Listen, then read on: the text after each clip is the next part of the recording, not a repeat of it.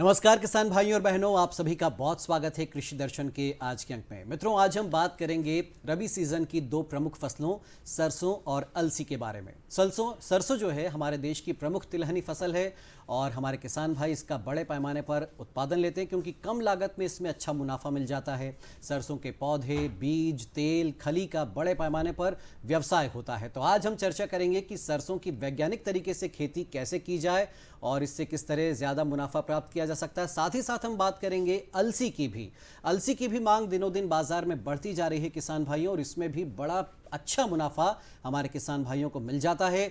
तो इस बार की खेती में कौन सी बातें हमें ध्यान रखनी है, कैसे बीजों का चयन कर रहे हैं, तमाम मुद्दों पर हम बात करेंगे।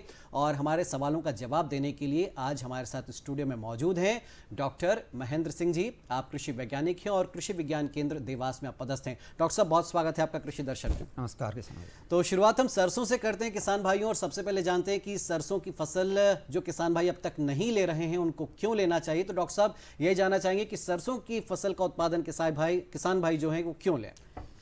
किसान भाइयों, सरसों रबी मौसम की सबसे प्रमुख तिलहन फसल है।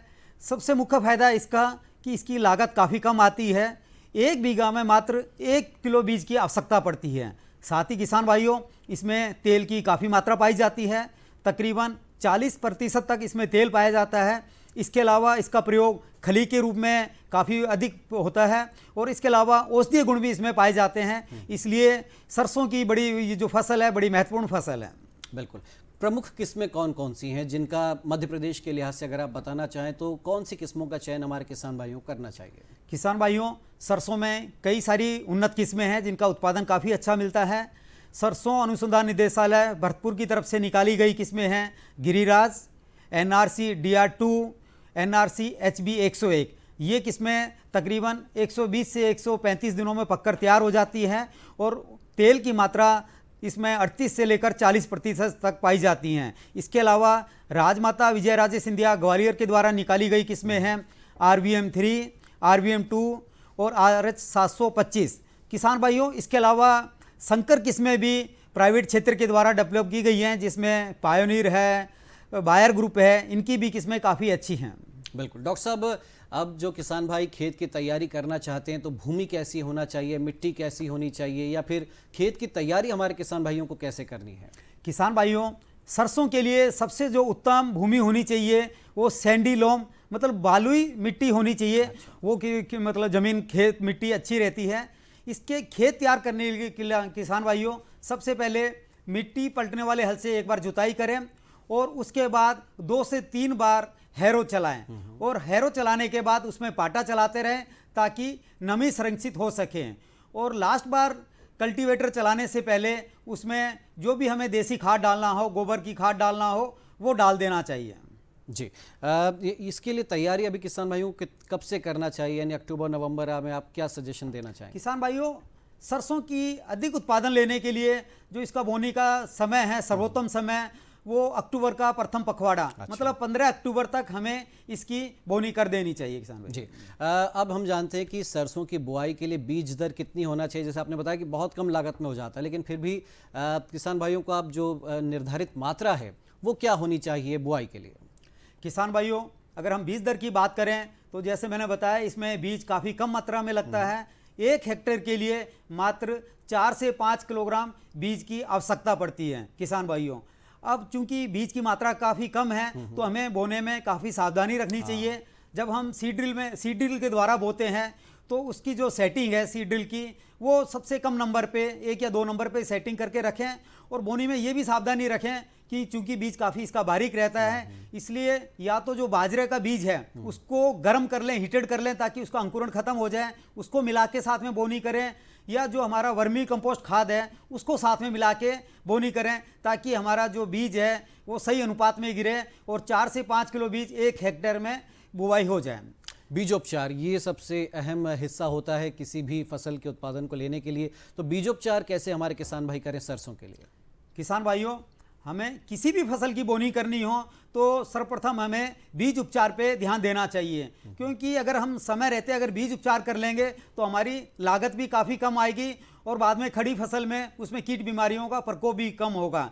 इसलिए किसान भाइयों, बीज उपचार के लिए एक फॉर्मूला है FIR मतलब सबसे पहले एफ मतलब फफूंदनाशक दवा से हमें बीज उपचारित करना चाहिए, उसके बाद कीटनाशक दवा से उपचारित करना चाहिए और अंत में हमें कल्चर का प्रयोग करना चाहिए। तो फफूंदनाशक दवा में किसान भाइयों हम लोग थायराम दवा का प्रयोग कर सकते हैं। ये 3 ग्राम प्रति किलोग्राम दर की आवश्यकता से पड़ती है। यह आजकल बाजार में थायराम प्लस कार्बेंडाजिम का कॉम्बिनेशन बाजार में उपलब्ध है। ये भी 3 ग्राम प्रति किलोग्राम दर से काम में ले सकते हैं। किसान भाइयों कई बार सरसों की फसल में डाउनू मिल्ड्यू बीमारी का प्रकोप रहता है, तो ऐसी अवस्था में ऐसे क्षेत्रों में हमें मेटालैक्सिल दवा से भी बीज उपचारित करना चाहिए किसान भाइयों। बिल्कुल। डॉक्टर साहब, अगर हम खाद और उर्वरक की बात करें, देखिए हमने भूमि कैसी होना चाहिए उस पर बात की, खेत की तैयारी कैसे करनी है, बीज कौन सी किस्म का लेना है और बीजोपचार कैसे करना है। इसके बाद अब जो अहम बात आती है खाद और उर्वरक की, तो कितनी मात्रा में कौन सा खाद या उर्वरक हमें किस प्रकार देना है सरसों की फसल में। किसान भाइयों खेती में अच्छे उत्पादन के लिए एक किस्मों का चुनाव और उसके बाद उसका पोषण प्रबंधन, ये अति महत्वपूर्ण चीज़ है। जैसा हम लोग अपने मानव जीवन में भी देखते हैं कि हमें सिंपल दाल रोटी से काम नहीं चलता, हमें दूध दही फल फ्रूट चाहिए। इसी तरह फसलों के अधिक उत्पादन के लिए भी उन्हें अलग अलग तरह की फर्टिलाइजर्स की आवश्यकता पड़ती है। हम लोग ये कहते हैं कि फसलों के अच्छे उत्पादन के लिए 17 तरह के पोषक तत्वों की आवश्यकता पड़ती है। अच्छा। तो उसकी पूर्ति के लिए हमें सबसे पहले जो हमारी देसी खाद है, ऑर्गेनिक फर्टिलाइजर्स है, गोबर की खाद या वर्मी कंपोस्ट खाद, ये 8 से 10 टन प्रति हेक्टेयर जब हम खेत तैयार करते हैं उस समय दे देना चाहिए। उसके बाद जब हम बोनी करने की तैयारी करें तब हमें इसके अंदर जो फर्टिलाइज़र का नत्रजन, फास्फोरस और पोटास का रेशो है वो ये है कि 80 किलो नत्रजन, 40 किलो फास्फोरस खाद और 20 किलोग्राम पोटास खाद देना चाहिए। अच्छा। 80 किलोग्राम जो नत्रजन और जो पोटास और ये फास्फोरस खाद है, इसकी जो फास्फोरस और पोटास है ये हमें बोनी के समय देना चाहिए। और जो नत्रजन खाद है ये हमें 2 रूप में देना चाहिए, आधा बोनी के समय और आधा जो खाद है नत्रजन खाद ये हमें खड़ी फसल में पहली सिंचाई के बाद देना चाहिए। किसान भाई इसमें भी ये ध्यान रखने की बात है कि हम जो उर्वरक दे रहे हैं, फर्टिलाइजर्स दे रहे हैं, उसको किस रूप में दें। चूंकि ये तिलहनी फसल है, इसमें सल्फर की आवश्यकता पड़ती है, इसलिए हमें जो हम नाइट्रोजन और फॉस्फोरस दे रहे हैं उनमें उर्वरक का चुनाव में भी ध्यान रखें। हमें सबसे पहले सिंगल सुपर फॉस्फेट खाद का प्रयोग करना चाहिए, क्योंकि उसमें फॉस्फोरस खाद भी मिला रहता है और सल्फर तत्व भी ले रहता है। इसलिए हमें जो 40 किलोग्राम फॉस्फोरस देना है वो सिंगल सुपर फॉस्फेट के रूप में दें और तकरीबन 5 बैग की आवश्यकता पड़ेगी सिंगल सुपर फॉस्फेट खाद के लिए। और इसी तरह नत्रजन के लिए हमें जो यूरिया खाद है वो तकरीबन 3.5 से 4 बैग की आवश्यकता पड़ती है। इसकी आधी मात्रा हम बोनी के समय देंगे और आधी मात्रा पहली सिंचाई के बाद देंगे। और किसान भाइयों जो पोटास खाद है वो तकरीबन 30 किलोग्राम की आवश्यकता पड़ेगी, जिसको हमें बोनी के समय ही देना है। जी जी बिल्कुल। एक और छोटा सा सवाल कि सिंचाई कब कितनी होना चाहिए, और उसके अलावा खरपतवार नियंत्रण ये भी किसान भाइयों की चिंता का विषय होता है, इस पर और जानकारी दीजिए डॉक्टर साहब। किसान भाइयों सरसों एक ऐसी फसल है जिसमें सिंचाई की काफ़ी कम आवश्यकता पड़ती है, फिर भी अच्छे उत्पादन के लिए हमें ये ध्यान रखना चाहिए कि जो हम सिंचाई कर रहे हैं वो किस अवस्था पर करें ताकि उसका अधिक से अधिक फायदा मिल सके। किसान भाइयों अगर हम 2 सिंचाई दे सकते हैं तो 2 सिंचाई पर्याप्त रहती हैं। पहली सिंचाई हमें तकरीबन 40 से 45 दिन पे फूल आने से पहले की अवस्था पे देना चाहिए, और जो दूसरी सिंचाई है ये जब फलियों में दाना बन रहा होता है शुरुआत में बनने की अवस्था पे, उस अवस्था में देना चाहिए। अच्छा। सरसों की फसल में जो सबसे मुख्य क्रांति का अवस्था है ये दाने में फलियों बनने की अवस्था है। अगर एक सिंचाई भी उपलब्ध है तो फिर हमें एक सिंचाई फलियों में दाना बनने से पहले देनी चाहिए। बिल्कुल। अगर खरपतवार की समस्या आ रही, किसान भाई क्या करें? किसान भाइयों खरपतवार काफ़ी एक बड़ी समस्या होती जा रही है आज के समय में। तो खरपतवार के लिए हमें सबसे पहले ये ध्यान देना चाहिए कि हमें समन्वित खरपतवार प्रबंधन पे जाना चाहिए, सीधा हम रासायनिक दवाओं का प्रयोग ना करें। अच्छा। समन्वित खरपतवार प्रबंधन में हमें ये सावधानी रखनी है कि हम जो बीज प्रयोग में ला रहे हैं उसमें किसी तरह की खरपतवार पहले से ना मिले हुए हों। जो हमारा खेत है उसके कई बार खेत के किनारे पे सेडे पे खरपतवार के पौधे लगे रहते हैं, तो उससे वो बीज खेत में आ जाते हैं। तो खेत के किनारे जो सेडे हैं उनको साफ रखें, सिंचाई की नालियाँ हैं उनको साफ रखें, उसमें खरपतवार के बीज नहीं हों। साथ ही जो हम इम्प्लीमेंट्स काम में ले रहे हैं, सीड ड्रिल काम में ले रहे हैं या थ्रेसर काम में ले रहे हैं, उनको भी बिल्कुल साफ सुथरा रखें और उसमें किसी तरह के खरपतवार के बीज नहीं हों। इसके बाद किसान भाइयों जब हम बोनी कर देते हैं, अगर हम रासायनिक दवा का प्रयोग नहीं करना चाह रहे हैं तो कम से कम हमें 2 बार निराई गुड़ाई की आवश्यकता पड़ती है। अच्छा। पहली निराई गुड़ाई हमें 15 से 20 दिन की अवस्था पे करें और उसके बाद दूसरी निराई गुड़ाई 40 से 45 दिन की अवस्था पे करें। परंतु किसी कारण से हमें निराई गुड़ाई के लिए अगर मजदूर नहीं मिल पाते हैं तो हम रासायनिक दवाओं का भी प्रयोग कर सकते हैं। रासायनिक दवाओं में 2 दवाएं हमारे पास उपलब्ध हैं। एक दवा है फ्लूक्लोरिलिन जो कि बासालिन के नाम से परिचित है। इस दवा का प्रयोग हमें बोनी करने से पहले काम में लेना है। अच्छा। तो किसान भाइयों, जो फ्लूक्लोरिल दवा है ये तकरीबन 2.25 लीटर प्रति हेक्टेयर की दवा से काम में लेते हैं और 500 लीटर पानी की आवश्यकता पड़ती है 1 हेक्टेयर के लिए। इस दवा का छिड़काव करने के बाद वापस कल्टीवेटर चला के इस दवा को जमीन में मिक्स कर देते हैं। अच्छा। और जो दूसरी दवा है, अगर इस दवा का अगर हम प्रयोग नहीं कर पाते हैं तो दूसरी दवा है पेंडिमिथिलिन। इस दवा का प्रयोग सरसों की बोनी के बाद किया जाता है। तो बोनी करने के बाद 3 दिन के अंदर अंदर इस दवा का छिड़काव करना रहता है।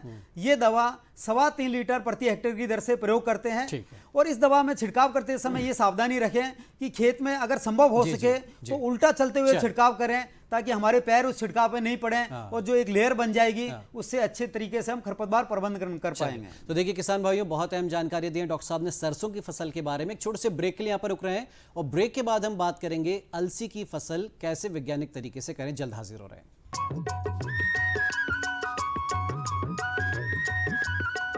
अरे सुन तो। मुझे क्या सुनाना चाहते हो? जो सुनाओ मेरी सौतन को। किसको? अरे वही तुम्हारा मोबाइल फोन जिससे सुबह शाम दिन रात चिपके रहते थे और कहते थे किसान कॉल सेंटर से बातें हो रही हैं।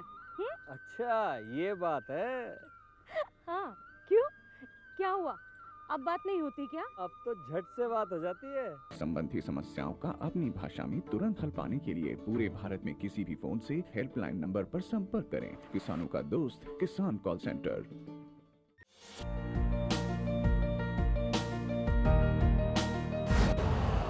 यूरिया का स्वदेशी उत्पादन 70 लाख टन बढ़ाने के लिए 6 उर्वरक संयंत्रों का उद्धार किया जा रहा है। FCIL के गोरखपुर, सिंदरी, तलचर और रामागुंडम संयंत्र, HFCL की बरौनी इकाई और BVFCL की नामरू फोर्थ। सोने पर सुहागा ये है कि देश में अब बनेगा सिर्फ नीम लेपित यूरिया, क्योंकि इससे होगा किसानों का फायदा ही फायदा। अनाज का उत्पादन 10% तक बढ़ेगा। बढ़ेगी 10 से 15% नाइट्रोजन क्षमता।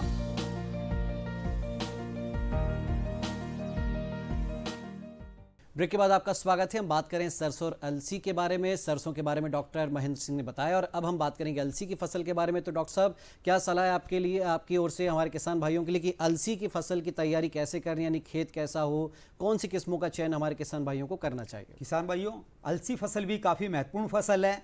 हम ये देख रहे हैं कि किसान भाई चने की रबी में चने की फसल पे ही जोर देते हैं, जबकि चने में लागत भी काफ़ी कम आती है और विल्ट की समस्या और चने की इल्ली की समस्या भी काफ़ी रहती है, जिसके कारण हमारी लागत भी बढ़ती रहती है। ये जो लेंटिल है, तुअर की है, ये इतनी महत्वपूर्ण फसल है कि इसमें एक तो पेशेंट के लिए काफ़ी फायदेमंद है, आराम से ये पक जाती है और साथ ही इसमें प्रोटीन की काफ़ी मात्रा पाई जाती है। इसलिए हमें फसल विविधीकरण को देखते हुए भी हमें ये जो लेंटिल है, मसूर की फसल है, इसका कुछ न कुछ क्षेत्र में इसका हमेशा लगा के रखना चाहिए। जी, तो अलसी की फसल के बारे में, यानी किस्मों का चयन या भूमि कैसी हो या बीजोपचार वगैरह कैसे किया जाना किसान चाहिए? भाइयों, अच्छी लेंटिल की खेती के लिए हमें अच्छे बीजों का चुनाव करना अत्यंत महत्वपूर्ण है, क्योंकि जैसा कहावत है, जैसा बोएंगे वैसा काटेंगे। इसलिए अगर हम उन्नत किस्मों का चुनाव करेंगे तो हम इसका अच्छा उत्पादन ले पाएंगे। इसके लिए जो प्रमुख फसलें हैं वो हैं GAL 3 number, GAL 4 number, IPL 81 जिसको नूरी के नाम से जानते हैं, और इसी तरह IPL 406। ये कुछ उन्नत किस्में हैं जिनका अगर हम किसान भाई चुनाव करेंगे तो अच्छा उत्पादन ले पाएंगे। इसी तरह किसान भाइयों, हमें खेत प्रबंधन पे भी ध्यान देना है कि खेत को कैसे तैयार करें। इसके लिए मिट्टी पलटने वाले हल से एक बार जुताई करें, गहरी जुताई करें, और उसके बाद 2 बार कल्टीवेटर या हैरो चलाकर खेत को तैयार करें और बाद में उसमें पंजा चला दें ताकि नमी संरक्षित रह सके। बीजोपचार क्या वैसे ही करना है जैसे सरसों की फसल के लिए हमने किया था? किसान भाइयों, लगभग सभी फसलों में एक ही कॉन्सेप्ट रहता है, FIR। मतलब सबसे पहले हमें फफूंदनाशक दवाओं का चुनाव करना है, उसके बाद कीटनाशक दवाओं का चुनाव करना है और उसके बाद कल्चर का प्रयोग करना है। तो फफूंदनाशक दवा में हम लोग थायराम दवा का प्रयोग कर सकते हैं या कार्बेंडिजिम दवा का प्रयोग कर सकते हैं। अगर हमारे क्षेत्र में दीमक की समस्या है तो कीटनाशक दवा के रूप में हम लोग क्लोरोपाइरिफॉस दवा का प्रयोग कर सकते हैं। ये प्रति किलोग्राम 5 ml की आवश्यकता पड़ती है। और कल्चर के रूप में, चूंकि ये दलहनी फसल है, इसलिए हमें राइजोबियम कल्चर का प्रयोग करना चाहिए। और किसान भाइयों, साथ में एक कल्चर और आता है, PSB कल्चर, अच्छा। Phosphate solubilizing bacteria. इस कल्चर की खासियत ये रहती है कि हम जितना भी फॉस्फोरस वाला खाद जमीन में डालते हैं, ये पौधों को पूरी तरह से नहीं मिल पाता है। अगर हम PSB कल्चर से भी उपचारित करेंगे तो ये कल्चर उस फॉस्फोरस खाद को पौधों को उपलब्ध करवाता रहेगा। इसलिए मतलब हर फसल में बीज उपचार अत्यंत महत्वपूर्ण प्रक्रिया है। बीज दर कितनी होना चाहिए बुआई के लिए डॉक्टर साहब? किसान भाइयों, उचित बीज दर अगर हम अपनाते हैं तो अच्छा उत्पादन भी ले पाएंगे और लागत भी कम कर पाएंगे।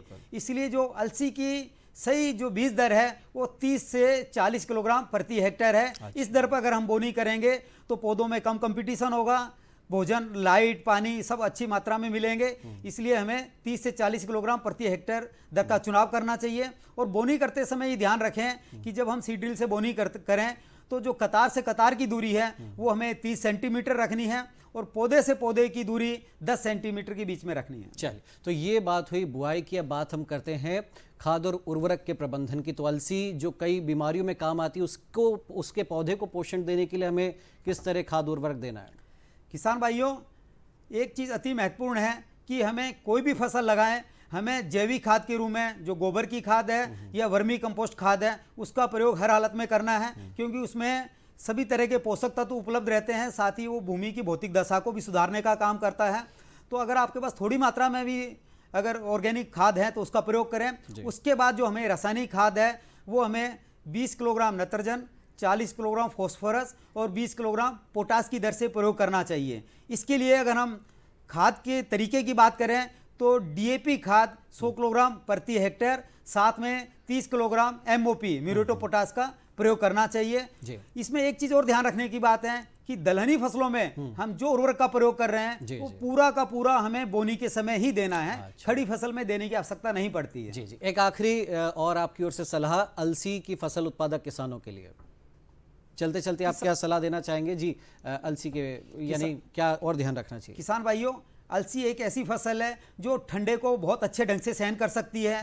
कई बार हमने देखा है कि पाला पड़ता है, ज़्यादा ठंड पड़ती है तो हमारा चना खराब हो जाता है, गेहूं खराब हो जाता है। परंतु अलसी की खासियत ये है कि कितनी भी ठंड पड़े या फ्रोस्ट पड़े ये उसको बहुत अच्छे ढंग से सहन कर लेती है। तो इसलिए किसान भाइयों, हमें फसल विविधीकरण को भी देखते हुए कुछ क्षेत्र में अलसी फसल को अवश्य लगाना चाहिए। चलिए, तो देखिए किसान भाइयों, बहुत अहम जानकारियाँ दी हैं डॉक्टर साहब ने आपको। सरसों और अलसी दोनों अच्छा मुनाफा देने वाली फसलें हैं और अगर अभी तक आपने इनमें कभी हाथ नहीं आजमाया तो इस बार ज़रूर अपना कर देखें, वैज्ञानिक तरीके से इनकी खेती करें और अच्छा मुनाफा आप कम लागत में भी प्राप्त कर सकते हैं। डॉक्टर साहब, बहुत शुक्रिया आपका हमारे साथ इस कार्यक्रम में जुड़ने के लिए, हमारे किसान भाइयों को जानकारियाँ देने के लिए।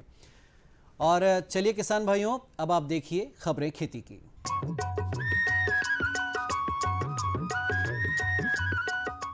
नमस्कार किसान भाई बहनों, खबरें खेती में आपका स्वागत है। आइए नजर डालते हैं आज की कुछ प्रमुख खबरों पर। तिलहनी फसलों में SSP खाद के छिड़काव से लाभ, किसानों के लिए अब कृषि लाइब्रेरी उपलब्ध, मल्टीलेयर फार्मिंग तकनीक, स्वदेशी केंचुआ उत्तम जैविक खाद, टर्बो हैप्पी सीडर कृषि यंत्र। और अब खबरें विस्तार से। तिलहनी फसलों में फास्फोरस का प्रयोग सिंगल सुपर फॉस्फेट के रूप में अधिक लाभदायक होता है, क्योंकि इससे सल्फर की उपलब्धता भी हो जाती है। किसान भाइयों की ये जानकारी देते हुए कृषि विशेषज्ञों ने सलाह दी है कि यदि सिंगल सुपर फॉस्फेट का प्रयोग ना किया जाए तो गंधक की उपलब्धता को सुनिश्चित करने के लिए गंधक का प्रयोग किसान भाई कर सकते हैं। सिंगल सुपर फास्फेट को यूरिया के साथ प्रयोग करें तो तिलहनी फसलों में DAP से बेहतर होता है, क्योंकि SSP में नाइट्रोजन की उपलब्धता यूरिया से हो जाती है। साथ ही इसमें पहले से सल्फर कैल्शियम मौजूद है जो कि DAP में नहीं है। तिलहनी फसलों में फास्फोरस का प्रयोग सिंगल सुपर फॉस्फेट के रूप में अधिक लाभदायक होता है, क्योंकि इससे सल्फर की उपलब्धता भी हो जाती है और एसएसपी खाद्य का पूरा नाम सिंगल सुपर फॉस्फेट है। इसमें फसलों के लिए आवश्यक मुख्य पोषक तत्व फास्फोरस, सल्फर और कैल्शियम मौजूद होते हैं। ये सख्त दानेदार भूरा काला बादामी रंगों से युक्त तथा नाखूनों से आसानी से न टूटने वाला उर्वरक है। ये चूर्ण के रूप में भी उपलब्ध होता है। इस दानेदार उर्वरक की मिलावट बहुधा डीएपी व एनपीके मिक्सचर उर्वरकों के साथ किया जाता है। किसानों के लिए पुस्तकालय की शुरुआत की गई है। जी हां, मध्य प्रदेश के शिवपुरी जिले में कोलारस ब्लॉक के रामपुर गांव में कृषि विज्ञान केंद्र द्वारा किसानों को हर समय सरल और सुलभ ज्ञान प्राप्त होता रहे, इसलिए गांव के कियोस्क सेंटर पर कृषक पुस्तकालय खोला गया है, जहां आकर गांव के किसान महिलाएं पशुपालक खेतीबाड़ी से जुड़ी पुस्तकें, कृषि पत्रिकाओं से जानकारी ले सकेंगे।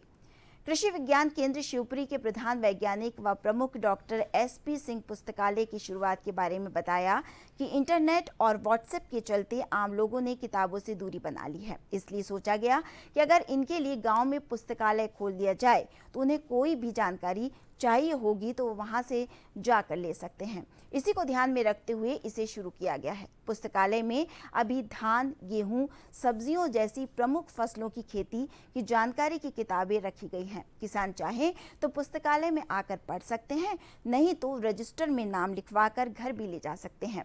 कृषक पुस्तकालय के प्रभारी वरिष्ठ वैज्ञानिक डॉक्टर एम के भार्गव का कहना है कि केंद्र के माध्यम से रामपुर कृषक पुस्तकालय में किसानों से जुड़े साहित्य को समय समय पर उपलब्ध कराया जाता रहेगा। आने वाले समय में कृषि विज्ञान केंद्र की मदद से दूसरे शिवपुरी जिले के दूसरे ब्लॉक में ऐसे पुस्तकालय भी खोले जाएंगे। आने वाले समय पर यहां देश के कृषि अनुसंधानों द्वारा प्रकाशित किताबें भी रखी जाएंगी, जिससे किसानों को गांवों में ही सारी जानकारी मिलती रहे। आसपास के सभी किसान पुस्तकालय खुलने से वो काफी खुश हैं। कृषि विज्ञान केंद्र की इस पहल को सराहनीय बता रहे हैं और खेती से संबंधित नई जानकारी मिल पाने से भी उत्साहित हैं। देश में लघु और सीमांत किसानों की संख्या लगभग 86% के आसपास है। लघु और सीमांत किसानों के लिए मल्टी लेयर फार्मिंग मॉडल बेहद लाभदायक हो सकता है। इससे कम क्षेत्रफल में अधिक उत्पादन लिया जा सकता है, वहीं अधिक मुनाफा भी मिलता है। विशेषकर उद्यानिकी फसलों के लिए मल्टी लेयर फार्मिंग तकनीक काफी कारगर है। इससे बेड और ड्रिप लगाकर बेल वाली सब्जियों के सबसे ऊपर लगाया जाता है। बेल वाली सब्जियों को बांस लगाकर मचान के ऊपर फैला दिया जाता है। बेल वाली सब्जियों में गिलकी, तोरई, लौकी आदि सबसे ऊपर लगा सकते हैं। मध्यम ऊंचाई की सब्जियों में टमाटर और चवला फली लगा सकते हैं। सबसे नीचे जमीन पर पत्ता गोभी, फूल गोभी और धनिया लगा सकते हैं। एक ही खेत में किसान 4 प्रकार की सब्जियां आसानी से उगा सकता है। मल्टीलेयर फार्मिंग में 1 एकड़ में तकरीबन 1.25 लाख रुपए का खर्च आता है। वहीं 4 से 5 लाख रुपए तक का मुनाफा हो सकता है। वहीं सामान्य तरीके से सब्जियों की खेती करने पर 1 एकड़ में 25 से 60 हजार रुपए का खर्च आता है, जबकि मुनाफा 1 से 1.5 लाख रुपए तक होता है। मल्टीलेयर फार्मिंग के तहत परवल, हल्दी, चवला, फली और धनिया की खेती एक साथ किया जा सकता है। धनिया की जगह पालक, शलजम और गाजर आदि लगा सकते हैं। अभी रबी सीजन आने वाला है। इसमें किसान एक बेल वाली सब्जी के साथ टमाटर तथा मटर, धनिया, मेथी, पालक आदि भी लगा सकते हैं। भारतीय पशु चिकित्सा अनुसंधान संस्थान द्वारा विकसित जय गोपाल स्वदेशी केंचुआ की प्रजाति, जो 2 से 40 डिग्री सेल्सियस तापमान से भी जीवित रहता है। विशेषज्ञों के अनुसार इस केंचुए के उपयोग से जैविक खाद्य कहीं ज्यादा अच्छी गुणवत्ता वाली बनती है। विदेशी केंचुओं की तुलना में इस प्रजाति के केंचुए विकसित होने से किसानों को अधिक लाभ होगा। टर्बो हैप्पी सीडर कृषि यंत्र आधुनिक खेती में कृषि यंत्रों के बढ़ते महत्व को देखते हुए नए तरह के कृषि यंत्र आमतौर पर दूसरी प्रजातियों के केंचुए 30 से 40 डिग्री के तापमान में ही जीवित रह पाते हैं। पिछले 10 वर्षों से IVRI संस्थान के पशु अनुवांशिकी विभाग के प्रधान वैज्ञानिक डॉक्टर रणवीर सिंह गोबर और जैविक कचरे से केंचुओं की खाद बनाने के लिए स्वदेशी केंचुओं की प्रजाति विकसित करने के प्रयास में जुटे हुए थे। उन्होंने कई तरह की प्रजनन नीतियों को अपनाकर 25 पीढ़ियों में ऐसी स्वदेशी केंचुआ की प्रजाति विकसित किए जा रहे हैं। सरकार द्वारा किसानों को ऐसे कृषि यंत्रों के उपयोग को बढ़ावा दिया जा रहा है, जिससे किसानों को पराली एवं फसल अवशेष जलाने की आवश्यकता न पड़े करने और फसल अवशेष का उपयोग खाद्य के रूप में किया जा सके। ऐसे ही कृषि यंत्र हैं zero till drill, happy seeder आदि। टर्बो हैप्पी सीडर यंत्र में 2 इकाइयां होती हैं, एक फसल अवशेष प्रबंधन के लिए तथा दूसरी बुआई के लिए। फसल अवशेष प्रबंधन के लिए ही टर्बो हैप्पी सीडर का विकास किया गया है। हैप्पी सीडर में ही संशोधन करके टर्बो हैप्पी सीडर विकसित किया गया है। इस मशीन द्वारा कंबाइन हार्वेस्टर से कटे खेत में फसल अवशेष में गेहूं की बुआई की जाती है। इससे किसानों द्वारा फसल अवशेष का उपयोग मल्चिंग के रूप में किया जाता है। इस मशीन द्वारा 22 सेंटीमीटर पंक्ति से पंक्ति की दूरी पर 9 पंक्ति व 11 पंक्तियों में बुआई एक साथ बिना जुते खेत में की जाती है। इसके साथ ही धान के फसल अवशेषों को पंक्तियों के बीच में पीटीओ द्वारा चलित रोटरी ब्लेड समान रूप से फैला देता है। इसके साथ साथ बुआई की जाने वाली पंक्तियों को फसल को अवशेष रहित करते हुए बीज एवं खाद्य को उचित गहराई में स्थापित करने में सहायता करता है। हैप्पी सीडर द्वारा बुआई किए जाने से 2 बार की जुताई एवं प्रथम सिंचाई की बचत होती है और फसल अवशेषों को जलाने से रोका जा सकता है। इस विधि से समय की बचत, ईंधन की खपत को कम करके कार्बन उत्सर्जन में कमी की जा सकती है। तो किसान भाई बहनों, आज के खबरें खेती में इतना ही। आज्ञा दीजिए, नमस्कार। तो किसान भाइयों, आज के कृषि दर्शन कार्यक्रम में इतना ही। अगले अंक में फिर हाजिर होंगे खेती किसानी से जुड़ी नई जानकारियों के साथ। तब तक के लिए दीजिए अनुमति। नमस्कार।